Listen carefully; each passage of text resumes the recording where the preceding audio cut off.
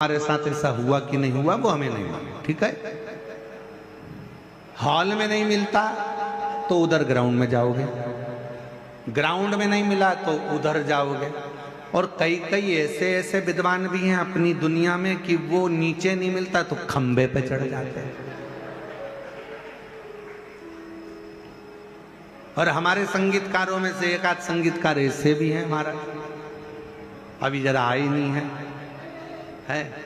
क्योंकि जगह कम थी, तो हमने कहा कि भाई इतना सारा संगीत का लोग कहाँ, तो हमने कहा तुम अभी एक कथा में जरा विश्राम करो, तो एक आध वो आए नहीं।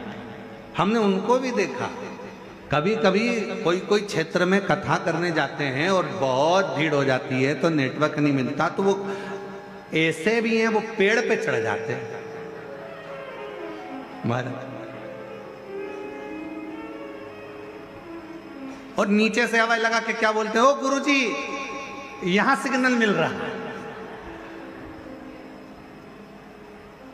अब तुम तो दुबले पतले कहीं पर भी चढ़ जाओ, अब गुरुजी तो 1.25 किलो के, अब कोई चढ़ना होए तो वो तो बड़ा विचरणीय है कि भाई कहाँ ऊपर चढ़ना।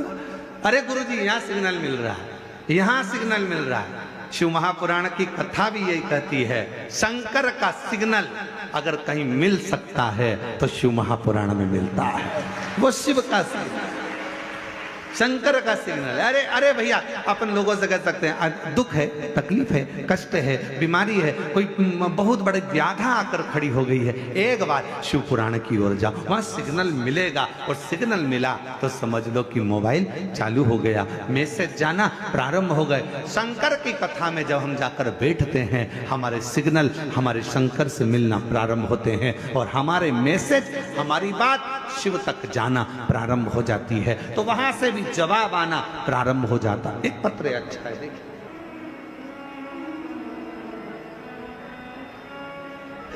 रिंकू तलवारे, पति योगेश तलवारे, घर मनावर, जिला धार, मध्य प्रदेश।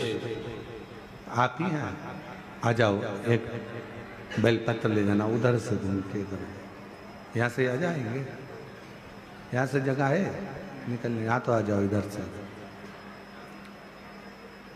रिंकू तलवारे, योगेश तलवारे, मनावर, जिला धार, राज्य मध्य प्रदेश। मोबाइल नंबर ये है। मैं बाबा जी शिव जी का क्या गुणगान करूं, कुबेरेश्वर धाम का क्या वर्णन करूं। मेरे भैया मुझसे बात नहीं करते थे 2020 से, फिर 2023 में पता चला कि मेरे भैया को कैंसर हो गया और वो सेकंड स्टेज का। 2023 सुनते से ही मन दुखा, इलाज चल रहा था, डॉक्टर ने कहा था पूरे शरीर में फैल चुका है, क्या करता। सुनते से ही मैं दौड़ी और मेरे भैया के लिए मैं कुबेरेश्वर धाम आ गई। बाबा से विनती करी, बाबा भले मेरा भैया मुझसे बात नहीं करता, पर आज मैं तेरे धाम पर मेरे भाई के लिए आई। रुद्राक्ष लिया, प्रणाम करा, कंकर शंकर का पूजन करा। डॉक्टर ने तो भैया को कह दिया था कि ये ठीक नहीं होंगे, पर यहाँ से रुद्राक्ष ले गई, बाबा की बेलपत्र उठाकर ले गई, कंकर शंकर पूजन कर कर एक कंकर ले गई और बाबा का जल लेकर गई, चढ़ा हुआ। उस जल को भैया के दरवाजे पर जाकर छीटा, रुद्राक्ष दिया और भैया भाभी से कहा कि ये जल बाबा ऐसा भैया के लिए करना, उस जल को पानी में भिगोना, शिवजी को चढ़ाना और फिर वापिस उसको पीना। आज बाबा की कृपा से मेरे भैया की कैंसर की रिपोर्ट सब नॉर्मल आ गई। मैं बाबा को यहाँ प्रणाम करता हूँ।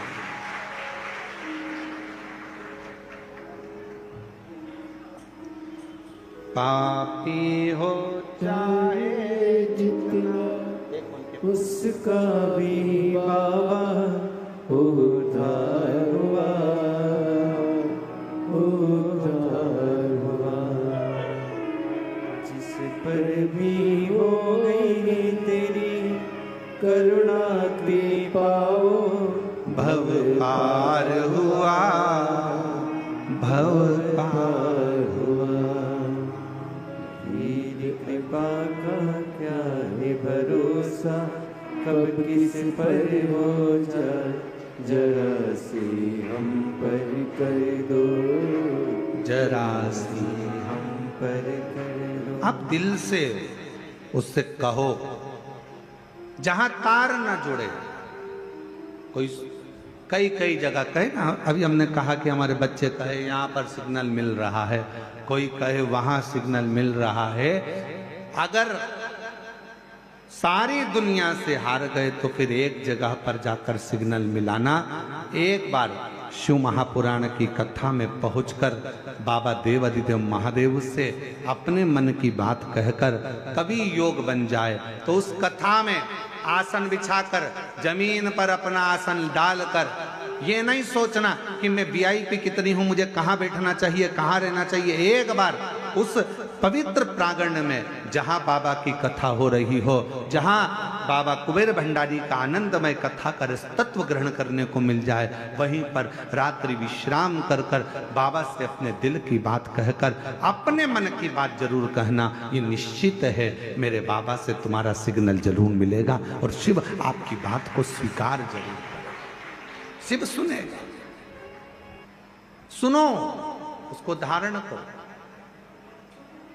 एक स्थान पर जाकर देवता भी विचार करते हैं, सारे साधन रख दिए, सब कुछ रख दिया, सोना चांदी हीरा पन्ना आंबर पीतांबर सब कुछ रखा गया और रखने के बाद दूसरे पलड़े पर शिव महापुराण का सार तत्व रख दिया।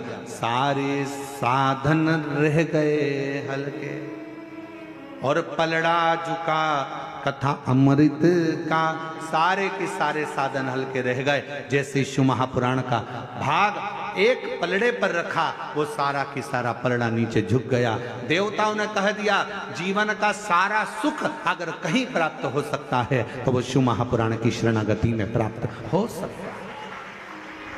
शिव की शरण, भगवान शंकर के चरणों में, भगवान शंकर के चरणारविंद में बैठकर जो दुनिया का सारा सुख आप मांगे। रहता है कई माताओं के मन में था, कई लोगों ने बहुत मैसेज करे आश्रम पर कि भाई दिल्ली में कथा कैंसिल हो गई, झारखंड में कथा कैंसिल हो गई, हमें तो कथा सुनना है। कुछ भी करो, धाम पर ऑनलाइन करो पर कथा करो जिससे हम लोग श्रवण कर सके। कई भक्त हैं जो बिना कथा के रह नहीं सकते, बिना कथा के उनको आनंद की अनुभूति नहीं होती। उनको ऐसा लगता है कि कोई हमारी पल्लू में कोई रुपया बंधा था वो खसक गया, कहीं छूट गया।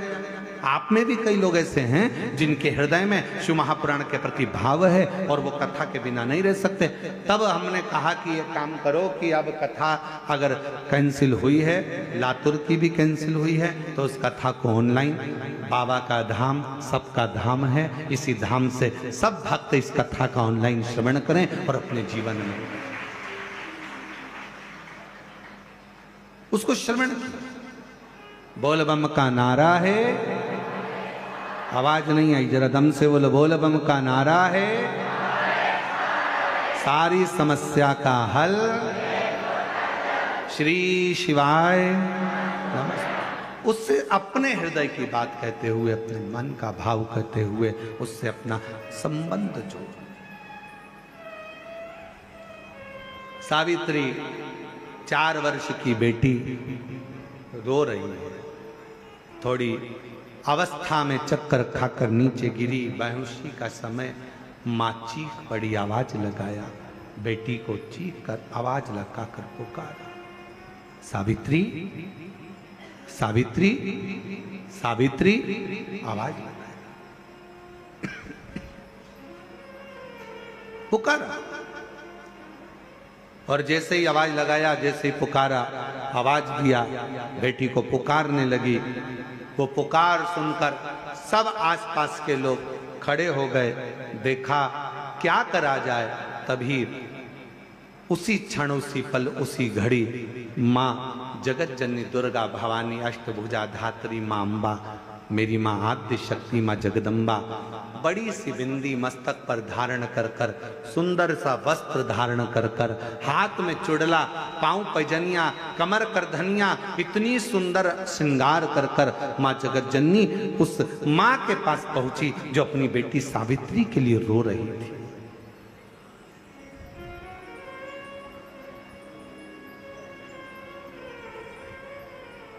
अपनी बेटी सावित्री के लिए जो रो रही है।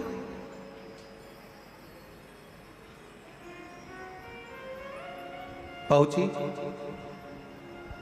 क्या हुआ, क्या बात है, क्या हो गया, क्यों रो रही हो, ऐसा कौन सा दुख आ गया जो तकलीफ है तुमको? पार्वती जी ने पूछा।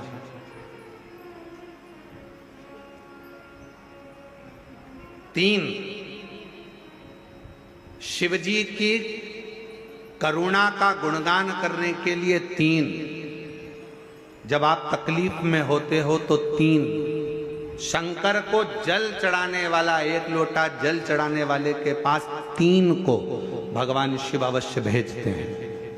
दुख को समाप्त करने से पहले तीन को मेरा शंकर आपके दरवाजे पर जरूर भेजता है।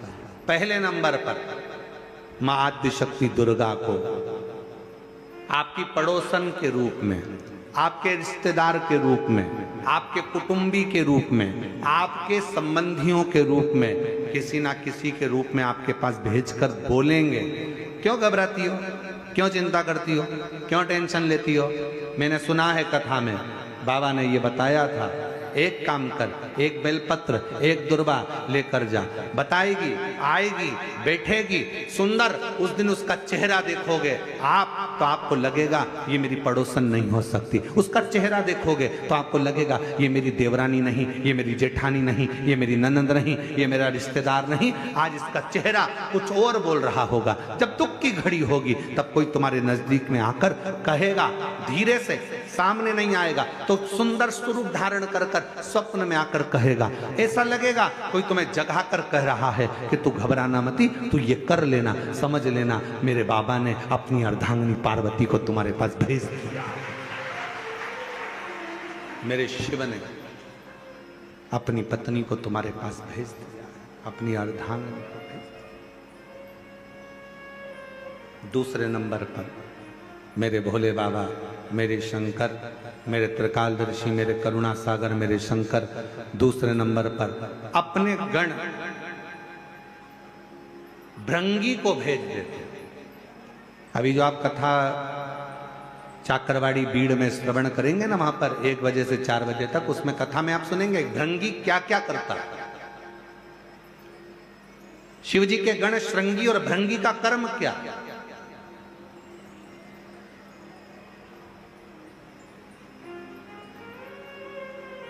श्रृंगी शिव से दूर नहीं होता और भृंगी शिव जी की आज्ञा पाकर शंकर के भक्त के पास जाकर बैठता है। भृंगी दूसरे नंबर पर जाता है। उसका काम क्या है? भृंगी का कर्म क्या है? तो कहा भृंगी कभी भी सामने अपने प्रतिबिंब से नहीं आता, किसी का स्वरूप धर कर नहीं आता। भृंगी आपके हृदय में आकर भीतर से बोलने का प्रयास करता है। यह काम गलत हो रहा